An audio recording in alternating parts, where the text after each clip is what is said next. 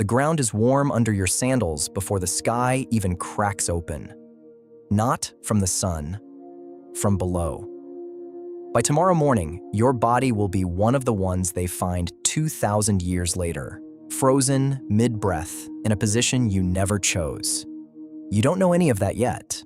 Right now, it's just a normal morning in Pompeii. Pompeii is not a ruin yet. It is a real, loud, working city of somewhere between 10 and 20,000 people. There are more than 30 bakeries on these streets, ovens already going, the smell of bread everywhere. There are brothels with the prices scratched into the plaster by the door. There are 11,000 pieces of graffiti on these walls, jokes, insults, love notes, written by people who have no idea today is the last day anyone will ever read them. And less than 5 miles north of you, a mountain that everyone here thinks is just a mountain is about to prove them catastrophically wrong. You have, by most reconstructions, somewhere close to 24 hours left in this city. Some of the people around you right now will live. Most will not. Stay with me to the end, because the difference between the two groups was never about strength or luck or the gods. It came down to a handful of very specific decisions, and I'll show you exactly what they were. You are an ordinary resident of Pompeii, not wealthy, not enslaved, somewhere in the working middle of this city. A shopkeeper maybe, or a baker's assistant. The date, as best modern science can tell, is not the one you've probably heard. Most popular accounts say August 24th. That date comes from a single surviving letter, copied by hand for over 1,000 years before anyone alive today ever read it. Archaeologists have since found something that single letter didn't account for: carbonized pomegranates, walnuts, evidence the autumn grape harvest was already finished, and a date scrawled in charcoal on a villa wall that translates to mid-October. So the current scientific consensus puts this day in late October, not August. Even the date of your death has been argued over for 2,000 years. What hasn't been argued over is the mountain, Vesuvius. You've lived your whole life in its shadow. It has never once erupted in any story your grandparents told you.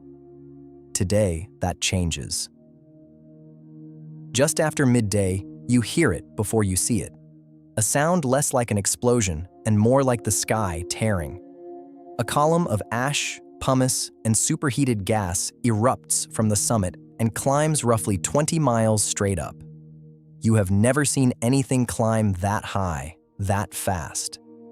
Within the hour, the sky over Pompeii is gone, replaced by a dark gray ceiling that blocks the sun completely. Then it starts to fall. Not ash at first, pumice. Light, porous gray stones raining down continuously, accumulating on every rooftop, every street, every cart left outside. This phase will go on, almost without pause, for the next 18 hours. Roofs begin collapsing under the weight. Streets fill ankle-deep, then knee-deep, with loose stone. If you are going to leave, the smartest residents are already realizing this is the moment. While the roads are still passable, while you can still see. Most people don't leave. Not yet. They've never seen the mountain do this before, and the human instinct in an unprecedented disaster is almost always to wait, to gather belongings, to assume it will pass. That instinct is about to become the deciding factor in who survives this and who doesn't. You shelter where you are. Inside, the air starts to taste like sulfur. Ash works its way under doors, through roof tiles, into your lungs with every breath.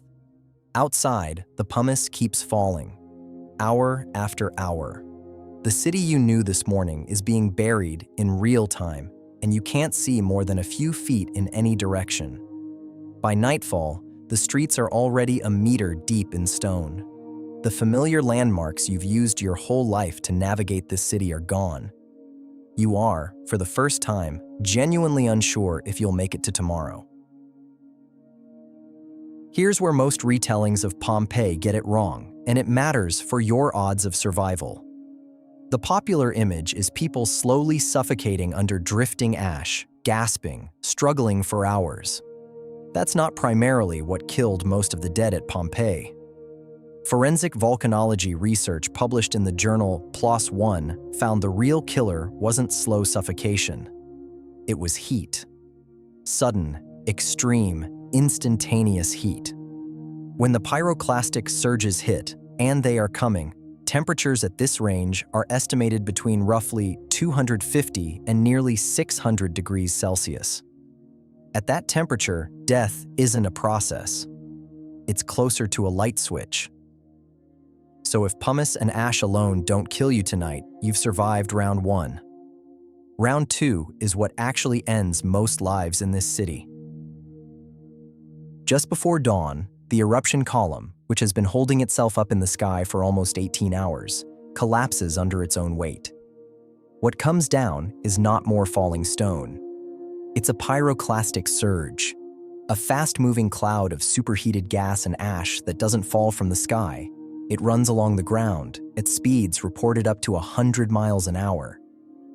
If you are still in Pompeii when the first surge arrives, your options have just collapsed down to almost nothing. People sheltering in buildings, even with walls and roofs between them and the surge, are not guaranteed safety. Research indicates surges this hot were lethal even to those indoors, miles from the source. In the bodies recovered by archaeologists, scientists have found something specific, a phenomenon called cadaveric spasm. Instant muscular contraction at the moment of death, freezing people exactly mid-motion.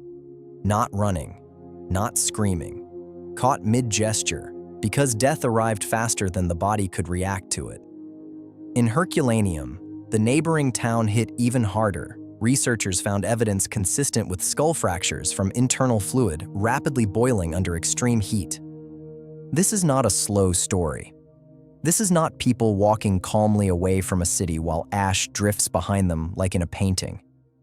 This is a surge moving faster than you can run, hot enough that the difference between surviving and not surviving is measured in which side of an invisible thermal line you happen to be standing on.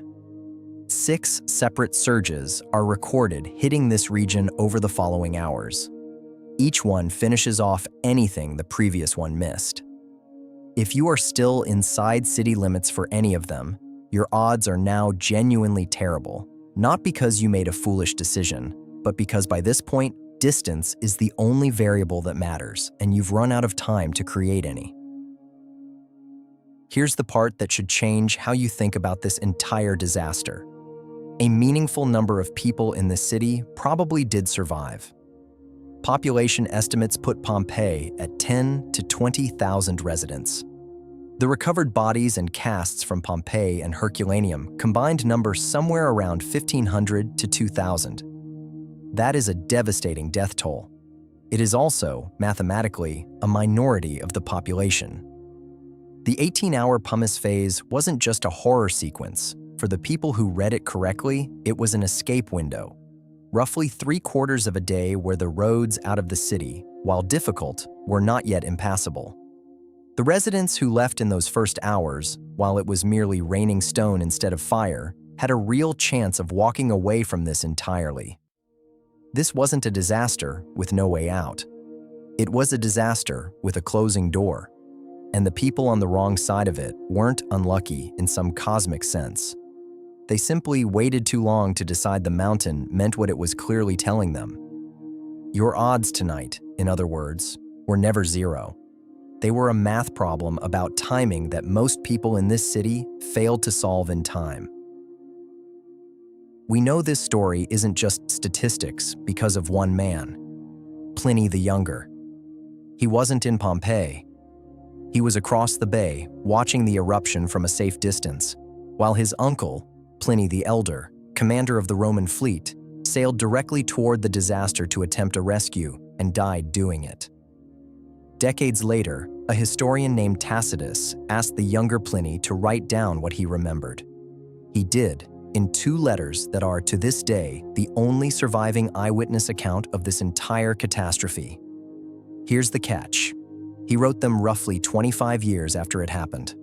Not as a journal entry, as a memory filtered through a 1/4 century shaped partly by a desire to tell a historian a story worth telling.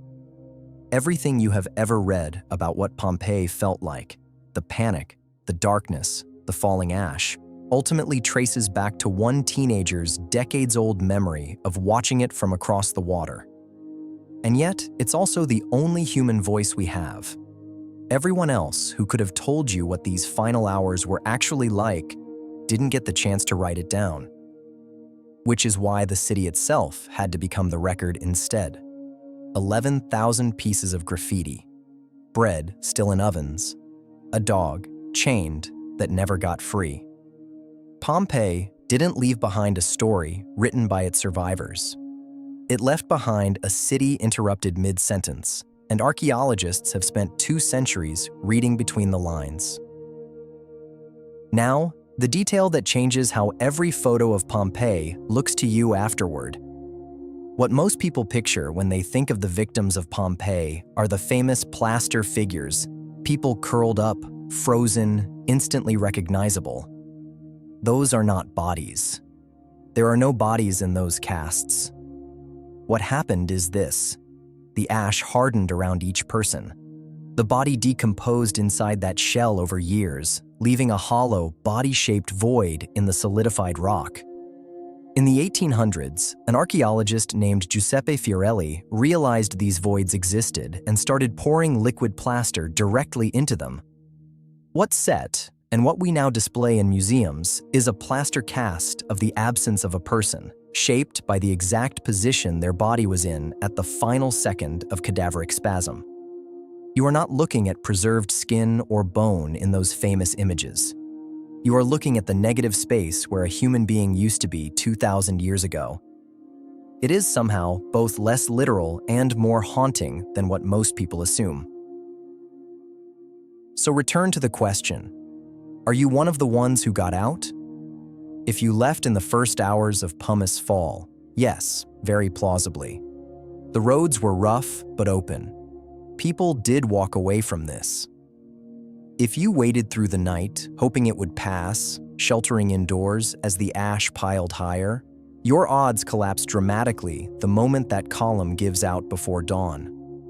There was no version of this disaster where bravery, status, or wealth bought you extra time once the surge arrived. Distance was the only currency that mattered, and by sunrise, almost no one left in the city had enough of it. This is the part that should genuinely unsettle you. The line between the people who likely died and the majority who likely lived wasn't drawn by anything dramatic. It was drawn by people who left a few hours earlier than everyone else, for no better reason than nerves, instinct, or simple impatience.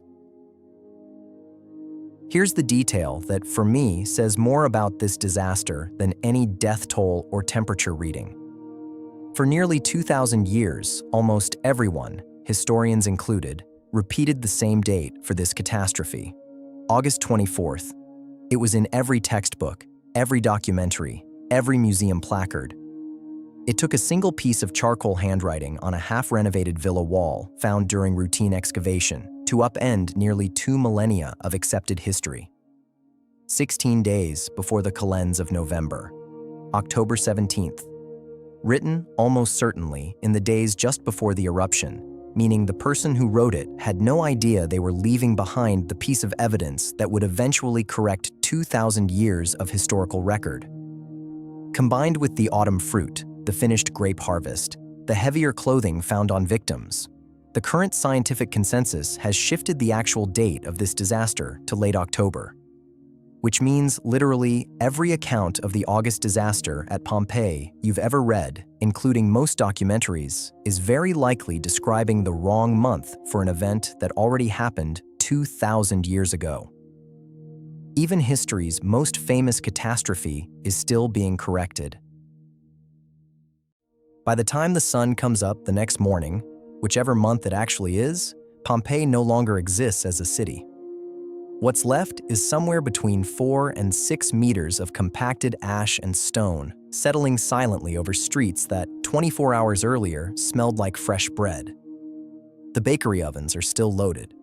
The graffiti is still on the walls, mid-joke, mid-insult, mid-sentence.